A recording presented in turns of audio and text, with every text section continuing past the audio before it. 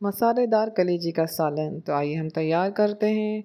इसके लिए जो हमें सामान दरकार है उसके अंदर 250 ग्राम कलेजी है।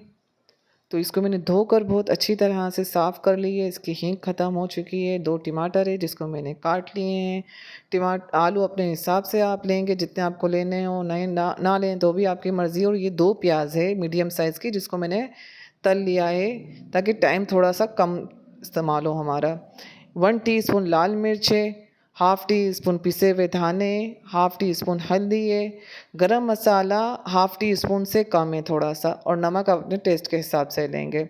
और ये 1.5 टीस्पून अदरक लहसुन का पेस्ट है हमारे पास।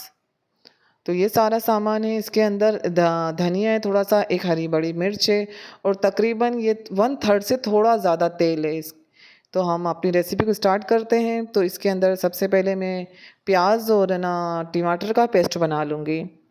तो आइए हम इसको पीसते हैं जल्दी से। चैनल को सब्सक्राइब करें, लाइक करें, शेयर करें और एक प्यारा सा कमेंट करना ना भूलें। तेल को गरम रख दिया है मैंने, ये तकरीबन गरम हो चुका है। तो इसमें सबसे पहले हम कलेजी को डालेंगे ताकि इसकी हींग है वो ख़त्म हो जाएगी। लहसुन के पानी से धोने तो हींग ख़त्म हो जाती है, लेकिन इस तरह से जो ब्लड क्योंकि कलेजी में से निकलता रहता है, तो इसलिए कलेजी बनने में भी कम टाइम लेती है। तो मैंने पहले तेल में डालकर इसको तकरीबन 40 से 50 सेकंड के अंदर इसको निकाल लिया था मैंने। अब इसी तेल के अंदर हम दूसरा मसाला भी ग्रेवी भी बनाएँगे। ये एक कलेजी चिपकी रह गई थी, मुझे टाइम पर नज़र नहीं आई, बाद में मुझे ये नज़र आया है। तो ये मैंने भी वीडियो बनने में देखा है कि ये कलेजी तो रह गई है हमारी। तो 1.5 टीस्पून मैंने ये लहसुन अदरक का पेस्ट शामिल कर दिया है, इसको सौते करेंगे। हल्का सा हाफ़ टी स्पून ज़ीरा डाल दिया है इसके अंदर, और इसको बस हल्का सा हम सौते करेंगे। बहुत मज़े-मज़े से बनाएँ, बहुत अच्छी है, मज़ेदार सी डिश है ये कलेजी की, मज़ेदार शोरबे करी करी वाला सालन है ये। और इसके अंदर टमाटर का और प्याज का पेस्ट शामिल कर दिया है मैंने।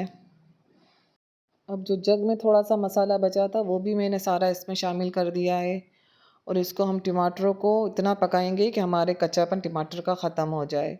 इसको अच्छी तरह से पानी इसका जल जाएगा टमाटर का, तो इसको थोड़ी देर के लिए मैं कवर करके रख दूँगी ताकि हमारे टमाटर और प्याज़ अच्छी तरह से पक जाएँ।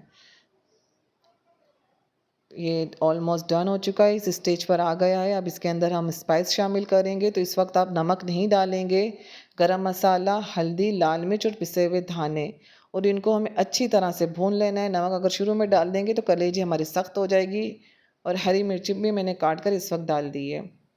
तो मसालों की अच्छी तरह से भुनाई हो चुकी है, और जैसे ही भूनते जाएंगे थोड़ा सा तेल भी आना ऊपर शुरू हो जाएगा हमारा। अभी हम अच्छी तरह से इसको भून चुके हैं, और इसमें मैं थोड़ा-सा पानी डालूँगी ताकि हमारे आलू गल जाएँ। थोड़ा-सा पानी डाला है, अब इसमें मैं आलू डाल के इसको तकरीबन 4 से 5 मिनट के लिए कवर कर दूँगी ताकि आलू थोड़े से नरम हो जाएँ हमारे। ये ऑलमोस्ट आलू हमारे डन हो चुके हैं, थोड़े से सख्त है तो वो हम कलेजी बनेगी तो इसमें ये डन हो जाएँगे हमारे। अभी तक मैंने इसमें कलेजी और नमक नहीं डाला है क्योंकि कलेजी ज़्यादा पकने से सख्त हो जाती है, इसलिए हम कलेजी को इसीलिए मैंने पहले तल लिया था। और देखिए फिर से इसमें ब्लड आना शुरू हो चुका है। अब कलेजी डाल के इसको तेज़ आंच पर 2 से 3 मिनट तक भूनेंगे हम।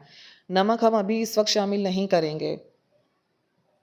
2 से 3 मिनट तक आप इसको तेज़ आंच पर भून लेना है। अब इसको जितना ग्रेवी आपको रखनी है उस हिसाब से पानी डाल लीजिएगा। मुझे ज़रा थोड़ा-सा पतला शोरबा रखना था तो इसलिए मैंने पानी डाल दिया था।